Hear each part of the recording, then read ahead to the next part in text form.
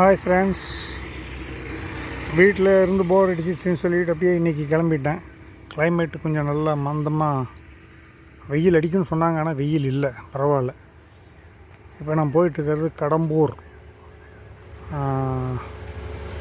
கொடிவேரி போய் அதை தாண்டி அப்படியே தூக்கநாயக்கம்பாளையமா ஏதோ ஒரு ஊர் சொன்னாங்க, கேஎன் புதூர் அந்த மாதிரி ஊரெலாம் தாண்டி அப்படியே அங்கே கடம்பூர் வரைக்கும் போயிட்டு வரலான்ட்டு பிளான். கிளைமேட் நல்லா சூப்பராக இருக்குது.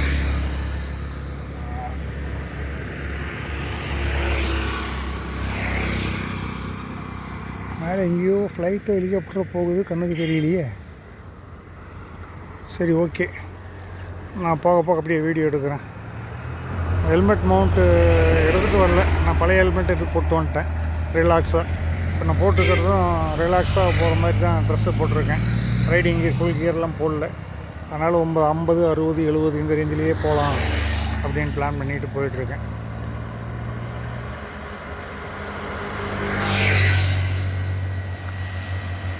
ட்ரெஸ்ஸு நான் போட்டிருக்கிறதே வந்து கேஸ்டல்ஸ் தான் போட்டிருக்கேன்.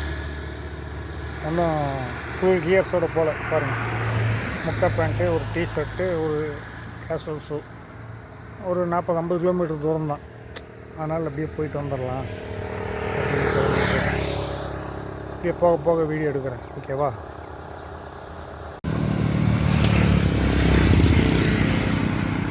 புதுக்கரை புதூர்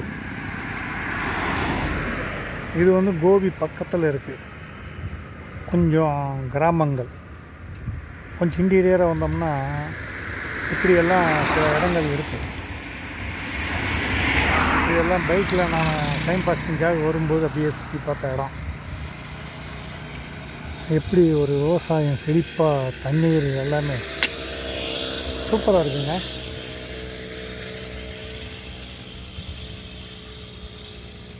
கொடிவேரி வந்துட்டோம், தண்ணி நல்லா தான் வருது. நம்ம கடம்பூர் போயிட்டு வரும்போது இப்படியே குளிச்சுட்டு போயிடலாம். ஆமாம், இப்போ குளிச்சிட்டோம்னா ஒரு மாதிரி டயர்டாகிடும். வந்து குளிச்சுட்டு போயிடும். தண்ணி சூப்பராக இருக்குது, கூட்டங்கிறது சுத்தமாக கிடையாது. ஈவினிங் கொஞ்சம் நேரமாக வந்து எப்படியும் அங்கே ஒரு 3 மணிக்கு கிளம்புனோம்னா ஒரு 4 மணிக்கு வந்துடலாம். 5 மணி வரைக்கும் அலௌடு. வந்து ஒரு குளியலை போட்டு அப்படியே வீட்டுக்கு போயிட்டோம்னா அம்சமாக இருக்குது. Super, okay.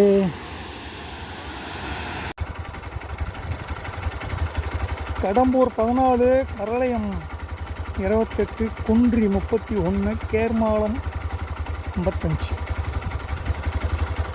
இவ்வளோ தூரம் போக வேண்டியிருக்கு. அங்கே போய் என்னென்ன பார்க்க முடியும் பார்ப்போம். பெரும்பள்ளம் அணைக்கு வந்தாச்சு. இது ஒரு மண் அணை, 1988 எஸ்டாப்ளிஷ் பண்ணியிருக்காங்க. வறண்டு கிடக்குது. மேலே போய் பார்த்தா தண்ணி இருக்கான்னு தெரியும். இதுதான் வந்து டிஜிபூர்லேருந்து வந்து இங்கே ஜாயிண்ட் ஆகக்கூடிய இடம். பெரும்பள்ளம் அணை நீர்த்தேக்கம். அங்கே போர்டு போட்டிருக்காங்க, பக்கத்தில் போய் அந்த வீடியோ எடுக்கிறேன்.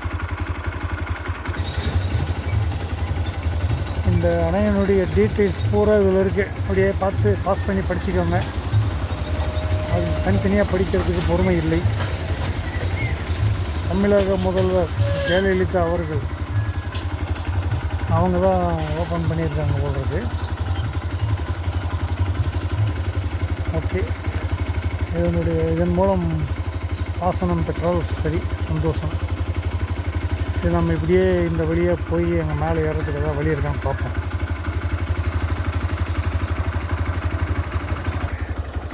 அப்படியே போகுது பாருங்க.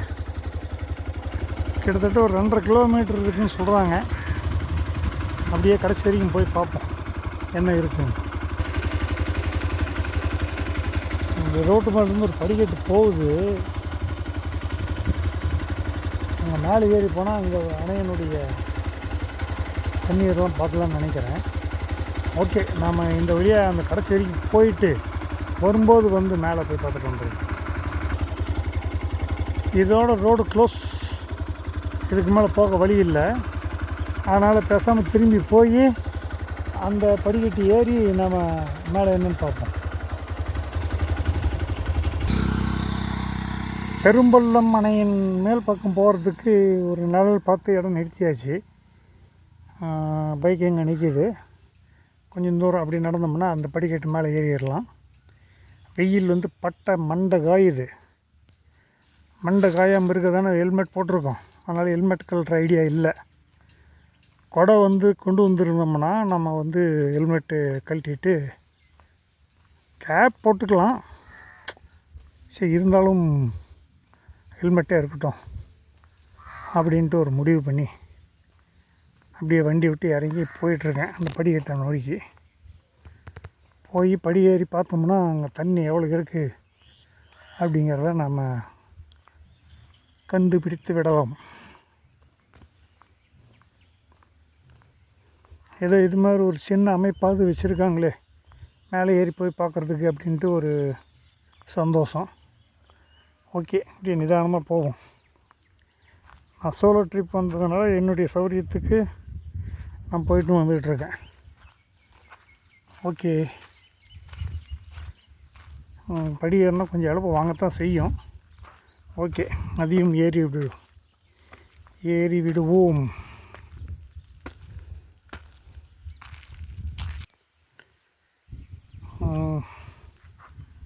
பாதி தூரம் ஏறி இந்த வியூவை பாருங்கள். ஆனால் இப்போது மழை இல்லாததுனால வறண்ட வானிலை தான். மார்ச் மாதம், March 2nd week 3rd week.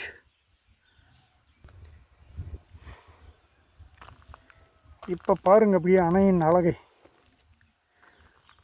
ஆஹா,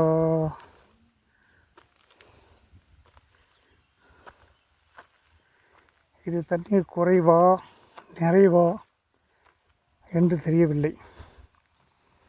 ஓகே, இருக்கிற தண்ணி அதை பார்ப்போம். இங்கே பரிசல் எல்லாம் வந்து நிற்கிது. மீன் பிடிப்பாங்க போல் இருக்கு. கொஞ்சம் தூரம் போனால் அங்கே ஒரு மடை இருக்குது. அவ்வளோ தூரம் நடக்க முடியாது இந்த வெயிலில். கிட்டத்தட்ட பார்த்தா இது வரட்டுப்பள்ளம் டேம் மாதிரி தான் தெரியுது. கடம்பூர் வந்து அந்த மலை மேலே ஏறணும் அப்படின்னு சொல்கிறாங்க. அப்படியே முதல்ல போய் அப்படியே வண்டியில் ஏறலாம். ஆனால் தண்ணி நல்ல மழை காலத்தில் வந்தால் அங்கெல்லாம் வீடுங்கள்லாம் இருக்குது. அது வரைக்கும் தண்ணி போகுமா? நிலமெல்லாம் இருக்குது, எல்லாம் விவசாயம் பண்ணுறாங்க. தண்ணி ஃபுல்லாச்சுன்னா எப்படி அது ஒன்றும் புரியல. ஓகே, அங்கே தென்னந்தோப்பெல்லாம் இருக்குது அணைக்குள்ளேயே. ஓகே, பாருங்க எவ்வளோ தூரம் போகுது பாருங்கள். இந்த பக்கம் ஒரு கிலோமீட்ரு, அப்படியே திரும்பினோம்னா இந்த பக்கம் ஒரு 1.5 கிலோமீட்ரு. ஓகே, வந்ததுக்கு இதை பார்த்தாச்சு. நீங்களும் பார்த்து ரசியுங்கள்.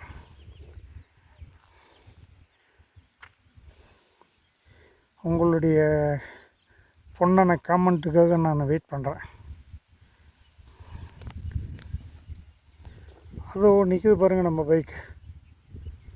அங்கேருந்து இங்கே இப்படியே வந்து இந்த படிக்கட்டு வழியாக மேலே ஏறி இப்படி வந்து இங்கே இந்த டேமை பார்த்து ரசிச்சுக்கிட்டு இருக்கேன். இந்த வழியாக கீழே இறங்கலாம் தண்ணிக்கு. ஆனால் தண்ணிக்கிட்ட போய் நாங்கள் என்ன பண்ண போகிறோம்? ஆனால் நிறைய படகுகள் எல்லாம் வந்து இருக்குது. இந்த பிளாஸ்டிக் ஃபைபர் படகு தான். அதில் கூட தண்ணியெல்லாம் உள்ளே பூந்து மழை பெஞ்சி நம்பி இருக்கா இல்லை அந்த படகுலாம் ஓட்டையா ஒன்றும் புரியல. ஓகே, ஏதோ ஒன்று நடக்குது.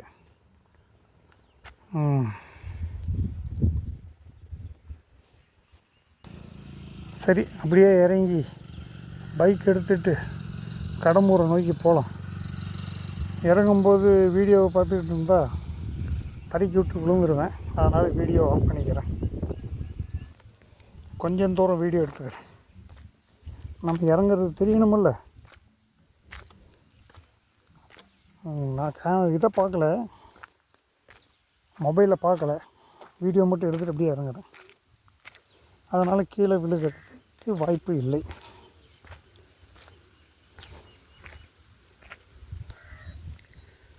ஓகே, அப்படியே போய் வண்டி ஏறி ஸ்டார்ட் பண்ணிவிட்டு கடம்பூர் நோக்கி போவோம். அங்கே மலை மேலே ஏறினா கிளைமேட் ஏதாவது மாறுதா இல்லை அங்கேயும் இதே மாதிரி தான் வெயிலா என்னன்னு தெரியல. பார்ப்போம். பார்த்துட்டு உங்களுக்கு என்ன அப்படிங்கிறது அங்கே சில வீடியோக்கள் எடுத்துட்டு நாம் கீழே இறங்குவோம். ஓகே.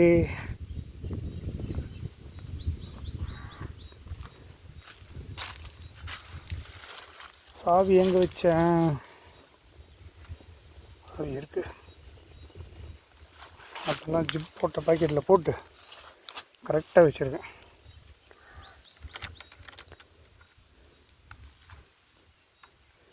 ஓகே.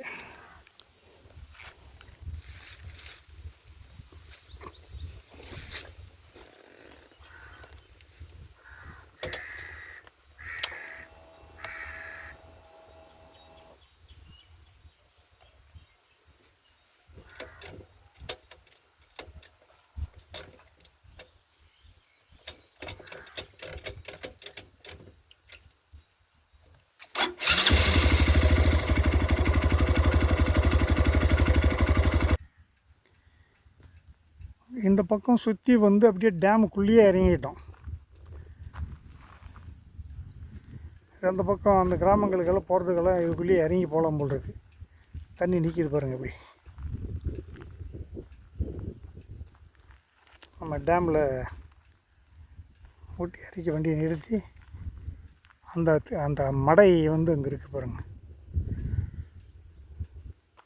தண்ணி ஃபுல்லாச்சுன்னா இங்கே எல்லாம் மேலே ஏறிடும். அப்படியே மேலே ஏறி ஃபுல்லாக இருக்கும் தண்ணி.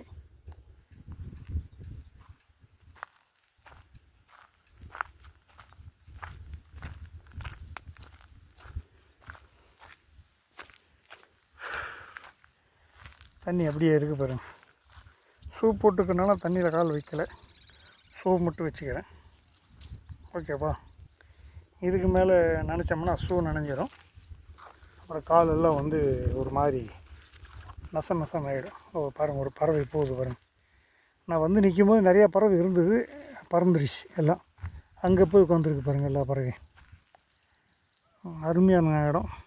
ஆனால் கிளைமேட்டு தான் நமக்கு கொஞ்சம் சொதப்பிடுச்சு. ஆமாம், இது ஒரு ஜாலி. அப்படியே வந்து பார்த்துட்டு என்ஜாய் பண்ணிவிட்டு ஒரு நாள் ஸ்பெண்ட் பண்ணிவிட்டு போகிறதுக்கு. ஓகே.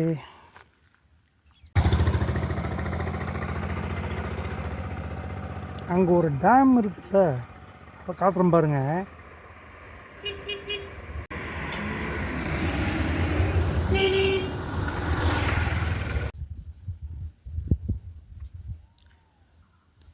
அந்த டேம் பார்க்குறதுக்கு வரட்டுப்பள்ளம் டேம் மாதிரியே தெரியும். ஆனால் அது வரட்டுப்பள்ளம் டேம் கிடையாது, பெரும்பள்ளம் டேம். இது எங்கே இருக்குன்னா, சத்தி டு அத்தானி பவானி ரோட்டில் டிஜி புதூர்னு ஒரு ஊர் இருக்குது. தாசப்ப கவுண்டன் புதூர், இக்கரை குடிவேரின்னு சொல்லுவாங்க. அந்த வழியாக வந்தோம்னா கடம்பூர் அப்படிங்கிற ஒரு ஹில்ஸுக்கு போகுது. அந்த ஹில்ஸ் தான் இது. அந்த ஹில்ஸுக்கு அடிவாரத்தில் இது மாதிரி ஒரு டேம் கட்டியிருக்காங்க. இதுவும் வந்து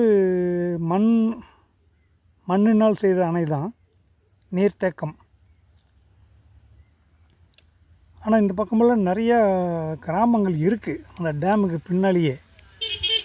டேம் ஃபுல்லானால் இங்கெல்லாம் தண்ணி வருமா அப்படிங்கிறது தெரியல.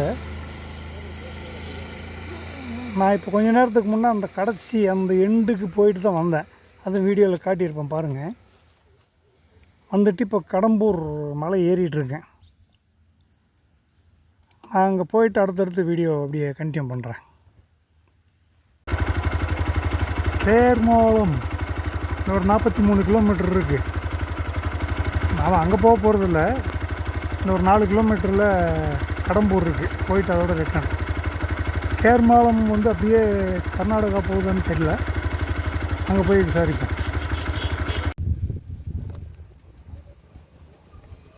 Kadambur Indian oil petrol bunk entrance. இதுதான் என்ட்ரன்ஸு, கடம்பூர் என்ட்ரன்ஸு. இதுக்கு மேலே உள்ளே போனால் தான் ஊர் இருக்கும் போல் இருக்குது. போய் என்னென்னு போய் பார்ப்போம். ஓகேவா?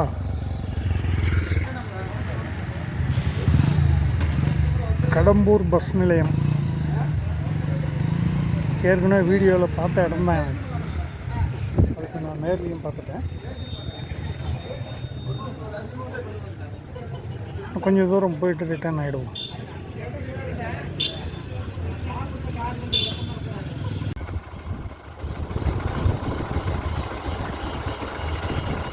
இது வந்து கடம்பூர் தாண்டி கொஞ்சம் தூரம் போயிட்டு திரும்பி வந்துருக்கேன். நாவல் ரோடு 22 கிலோமீட்டர், அதாவது தாசப்பநாயக்கன் பாளையம் அப்படின்னு சொன்னாங்கல்ல, அந்த ஏரியா வந்து இன்னும் 22 கிலோமீட்டர் போகணும். அப்படியே முதல்ல போனோம்னா கொஞ்சம் தூரத்தில் கொடிவேரி வந்துடும். அங்கே போய் குளிச்சுட்டு ஏதாவது சாப்பிட்டுட்டு அப்படியே ஊருக்கு போகிற வழியை பார்க்கணும்.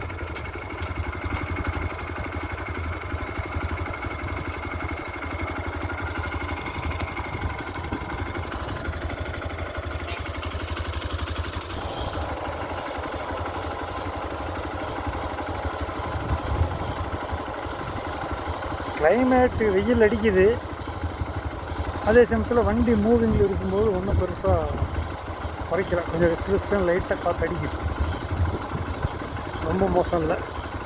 இப்போ இதுதான் டாப்பு. இதுக்கு மேலே போனோன்னா வேறு எங்கேயாவது போயிடும். அப்புறம் நம்ம ஊர் திரும்புறது கஷ்டமாக வரும். அதனால் இப்படியே போவோம்.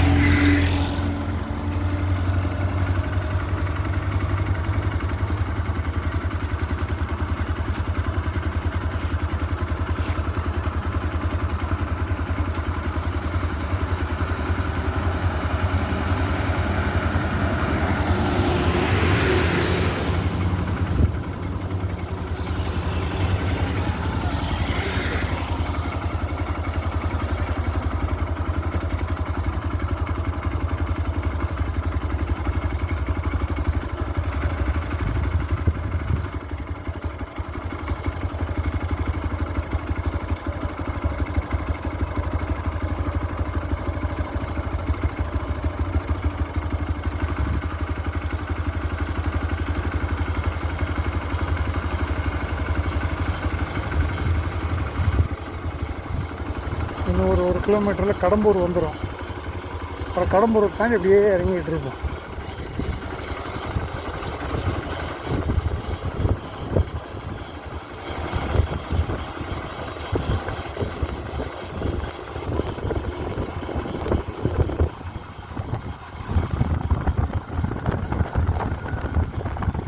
காற்று வர்றது நல்லா இருக்கு. கேட்குதா?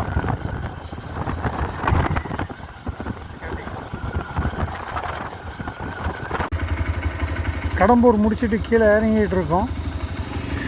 இன்னும் கொடிவேரி அணை 9 கிலோமீட்ரு.